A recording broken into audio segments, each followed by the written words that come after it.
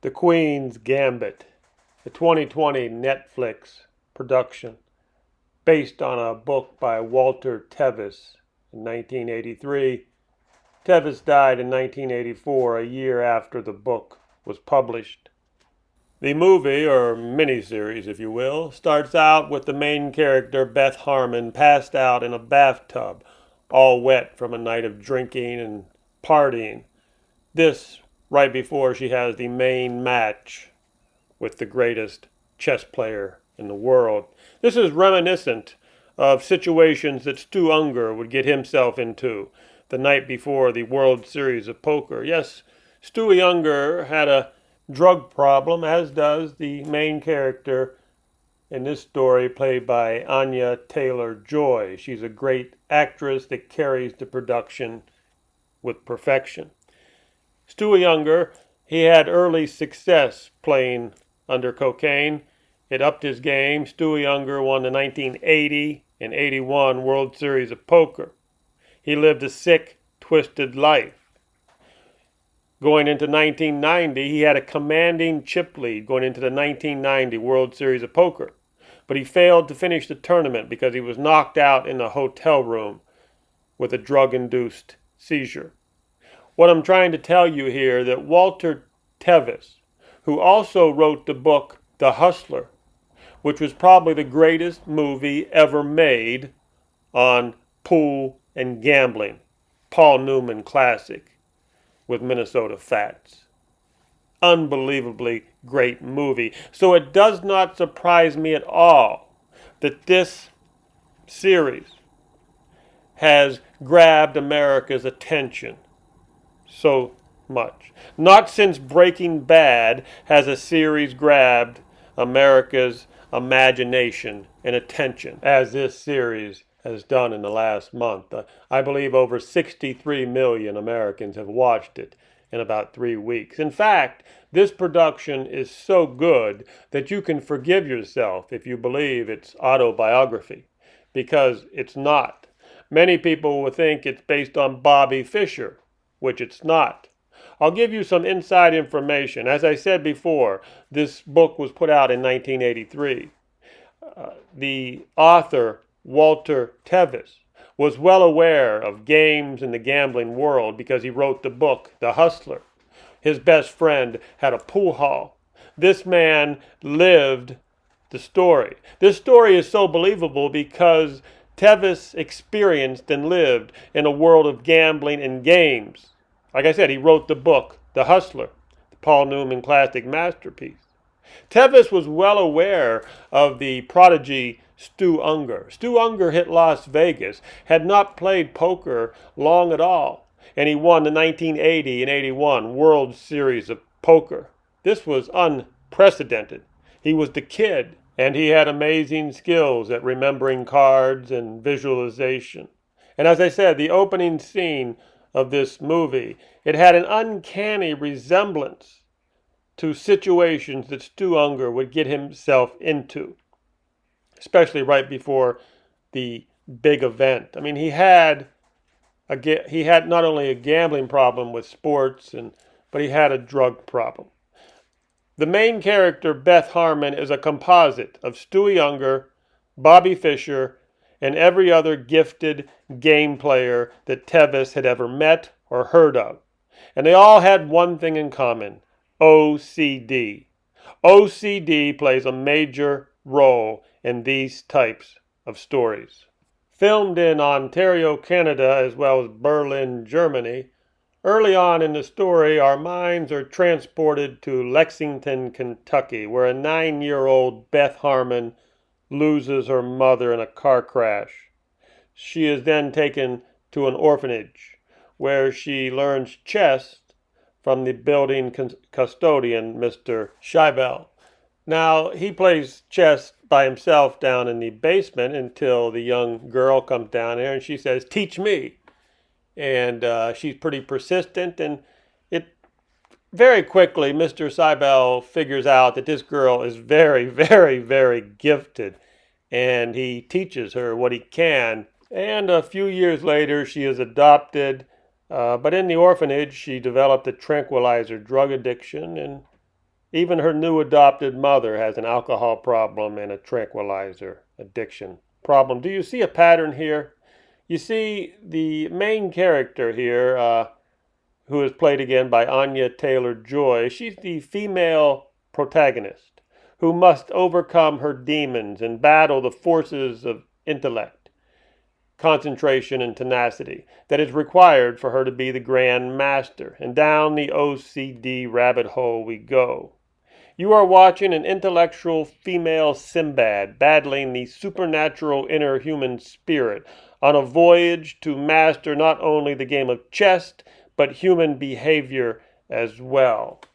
The game of chess, the chess game can only take you so far in the game of storytelling. And this is a great story, make no mistake about it. There must be something else in this story that draws our attention.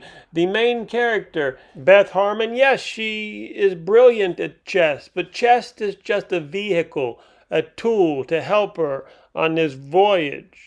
And the chess lovers out there, they're going to love this series. They're just going to love it. But again, there must be something else that shows that the character as flawed. A good, interesting story must have a dysfunctional, quirky superhero who deep down has a good soul that is fighting her demons. And we root for this character to succeed and overcome the demons that we all have. You see, we all fight these demons. Some have more demons than others. For example, in this scene here, she's holding a jar of tranquilizers. She's so addicted. I think they gave these orphanage kids tranquilizers to calm them down, make them easier to deal with. This happened in the 1950s. Of course, they don't do this anymore. And there's an interesting scene in the series. I keep on trying to say movie. Forgive me if I do. But there's an interesting scene in this series where Mr. Seibel, he understands how talented she is, but he also understands human nature. And with this talent comes a cost. And he actually shows her a coin one time. And he says, one side of the coin, he says, this is your gift, this is your talent. And he flips the coin over, but there's always a cost. There's always a cost. And of course, like I said, did I say obsessive compulsive disorder? Did it have something to do with this movie? Of course it does. Every single person who inspired this movie, whether it be Stu Ungar or Bobby Fischer or any, they all come from the same template. So we have a young girl here with an OCD, and she develops an obsession with chess. And in fact, I really don't know how you could be great at anything without the obsessive compulsive gene. It really is a requirement. How else could you get good at something if you were not obsessed with it? So moving right along with the story, eventually, she gets out of the orphanage. The mother is the woman who adopts her is a very interesting character, and she is troubled also. She's locked into a bad marriage. I'm not going to give you any spoilers in this analysis. When we analyze this series, this movie, I'm not going to spoil anything for you. But notice the chair. She's stuck in a bad marriage with this guy here. He's sort of a pathetic figure. Look at the chair he's sitting in. But it also touches on the 1950s Americana was not all it was cracked up to be. And in this series, it brings to light the alcohol and the reality of mid-century modern utopia mirage that it was. I mean, they say, yeah, the 1950s was great for some people, but even the Caucasian population, they had their demons with the alcohol. And anyhow, it's great that this movie kind of touches on the 1950s Americana. And I don't know if this is the best time to talk about it, but let's get out of the way, a little bit of trivia. Did you notice the chair that the old man's sitting in? Look at the color of the chair. Blue. And then later on in the movie, she has to buy the old bastard out. She gets control of the house. She pays the bastard off. And look at the color of the chair after she remodels the house. It's changed to different color. I mean, just a little trivia thing there. One of the best parts in the movie that I thought that really grabbed my attention was that she gets better and better at chess, and she's, grabbing the media, is getting attention of the media. And a slimy Time magazine reporter comes to interview her when she's getting good. And the slimy reporter starts to say, what drew you to chess? Was it the pieces, the queens, and the kings, and blah, blah, blah? She's trying to get, dig in there something deeper. But what Beth said, what attracted her to the game, I'm going to read it to you, and it was interesting. Here's what she said: "It was the board I noticed first. It's an entire world of just 64 squares. I feel safe in it. I can control it. I can dominate it. And it's predictable. So if I get hurt, I only have myself to blame." I thought that was a great part in the movie where she pretty much put that slimy Time magazine reporter in her place, and I kind of loved it. I love that scene. So along the way, she develops a lot of friendships, and every great story has to have supporting characters to go along to support the story. And this definitely does have a lot of good supporting characters. This guy here is one of her competitors. She grows to care for this guy. He only cares about himself. The hat, the whole Crocodile Dundee thing going on there, but there's a lot of interesting things there. Now, this is a part where people might miss. She's in New York. She meets this French lady, French girl. She's a model. But later on in the movie, she has a big match in Paris. One of her most important matches ever. She's going to be playing the Grand Master from Russia. She's in Paris, and she really wants to beat this guy badly. Here he is. And right the night before the match, the Paris model lady shows up at her hotel and, drags her down to the bar, and she gets drunk. And, well, you have to read the subliminals here. You have to read between the lines. Was this Paris model, was she actually paid to do this? They don't insinuate that in the movie. This is a gambler thought here. Something to think about. Did some Russian or somebody who was betting on the match? Okay, there's always some things going on the sidelines, people betting. Was somebody betting on the match and they paid this Paris model money to knowing that the girl has a drinking problem, got her down at the bar, she got drunk, she ended up waking up in a bathtub full of water, she was hungover? Was it nefarious? Was it all planned out by somebody who was, hey, it's something for gamblers to think about. There's always a situation like that in the gambling world that you have to be aware of.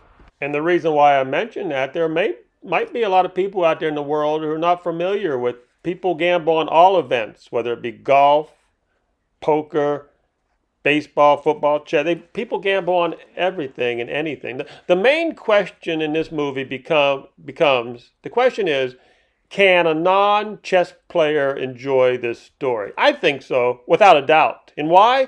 Because like the classic movie The Hustler, it was more than just a movie about pool and billiards.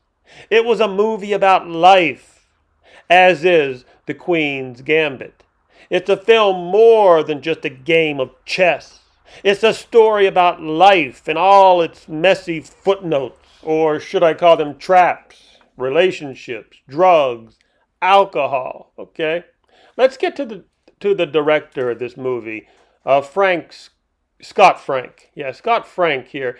He must have watched the Hustler movie a dozen times to get the feel of what it's like to be great at something. That's what really grabs you about this movie. It's like Paul Newman in that scene where to really feel how great it is to be great at something. And then Piper tells Paul Newman, very few people are ever going to even feel that feeling. And then in this movie, Scott Frank did a good job of showing us how this Beth Harmon girl, she's great at something. And again, Scott Frank must have watched The Cincinnati Kid two dozen times, figuring out how to bring life into gameplay. And last but not least, we know that he studied, Stu Ungar, and he should have. Maybe Scott Frank didn't study Stu Ungar, but we know back in the early '80s, we know for sure that the author of the book, Tevis, did. But hey, this is a great series. It's a great movie. Kudos to Scott Frank for pulling it off. It really was. It's great. So we'll touch on a few more things before we shut this analysis down. It's an interesting one time in the movie where Beth Harmon, and she's going to she's famous, or she's getting well known as a great chess player, and all of a sudden the cool girls want to invite her to their party, so they invite her to the party at the cool girl's house. You see how 1950s Americana, the Caucasians have the big rich houses, so she goes, and you notice the statue in the front yard. But the most important part of this scene is where Beth starts to realize, she probably felt uncomfortable coming up to the big house. But once she got into the big house and all these normal girls were singing and doing what normal teenagers girl, this is where Beth figures out, you know what? She's just not like everybody else. I'm not, it doesn't mean that she's abnormal, but she's different. She just doesn't fit in with these shallow girls who just, So anyhow, it's an interesting part because in Beth's mind, Beth gets it. And she also steals a bottle of liquor from the old man, which, it's part of the story. And then there's the scene where she goes to Las Vegas. I like how they recreated early 1960s Las Vegas. They did a pretty good job with the recreation of that. You got the feeling that they were, Vegas was classy. Everybody knows that. 1950s Vegas, 1960s, there was more class in Vegas. People wore nice clothes. I mean, today you come to Vegas, they're walking around in ungodly kind of clothes. Trust me, I see people walking around in slippers. Now, slippers. Yeah, on the strip, slippers, and it might even be a bathrobe they got on. I don't know what the hell they're wearing nowadays. Yeah, sadly, not much class left in Vegas. Okay, so let's close this out a little bit to hammer home the importance that the anti-hero be flawed in some way, because all of us are, we're all flawed. None of us are perfect, and quite frankly, perfection is boring. We really don't want to see a story about perfection, everybody perfect. No, we need a character who has flaws. I mean, give me a drunken Paul Newman losing his ass off to Minnesota Fats any day, only to pull himself up by the bootstraps and work hard and get better and redeem yourself. You have to jump those hurdles. I mean, that is the template to follow. And the Queen's Gambit does a good job at telling a story like this. Okay, like I say, I'll refer back to Stu Ungar again, because we know that the author was familiar with the Stu Ungar story back in the early 80s. And both of these characters, Beth Harmon, Stu Ungar, both incredibly gifted at games, but they were antisocial. They were troubled in some way, addicted souls, flawed individuals. This is the perfect subject, okay, for normal people to analyze and to be in awe of, and to feel sorry for them at the same time.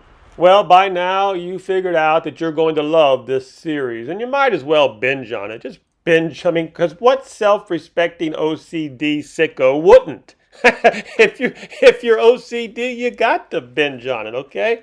Okay, I'll leave you with the words of Walter Tevis. Walter Tevis, who was the author of the book. He said, well, it all began, I suppose, with learning to build fires, to warm the cave and keep the predators out. And then it ended with time release volume. Yeah, those are the words of the guy who wrote the book. This is a great story, a great series. I got to give this a 9 out of 10 bravos. It really is that good.